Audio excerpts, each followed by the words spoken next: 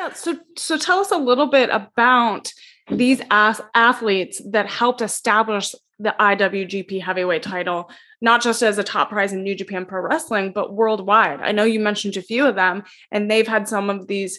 historical, incredible matches that we still talk about today. So how did some of that talent help establish where that title is today? When you look at the growth of New Japan over the past 10, 12 years, it's hard to say, especially with the financial side of things, it's hard to say that anyone outside of Bushiroad's marketing, other than Hiroshi Tanahashi, had a bigger hand because he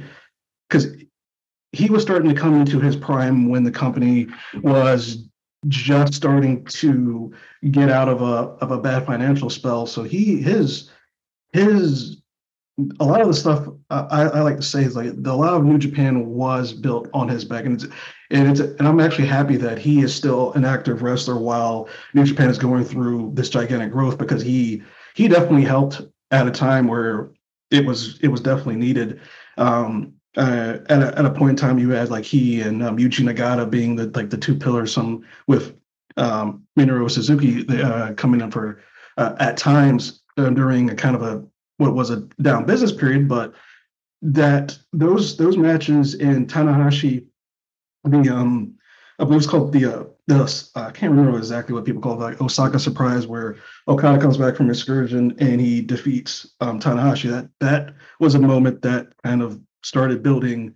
Okada to what Okada is now. So a lot of what New Japan has experienced and a lot of the growth they have done is because of Tanahashi, and he was in the marquee match at Forbidden Door, which drew over $1 million gate. So he's got $1 million gates in Japan, he's got $1 million gate in the United States. So his legacy,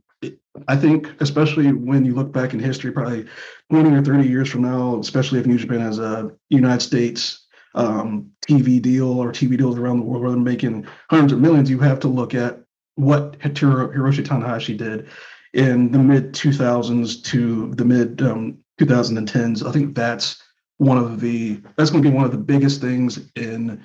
history. And also on Tanahashi, I think you can argue that he's the only wrestler to help build established company that went down in business back up to where it's even bigger than what it was, because you mostly see people building up a promotion from the bottom, and typically when a promotion starts declining that bad, as we saw with WCW, it just doesn't come back. So I think there's a lot of historical relevance to Hiroshi Tanahashi and his career.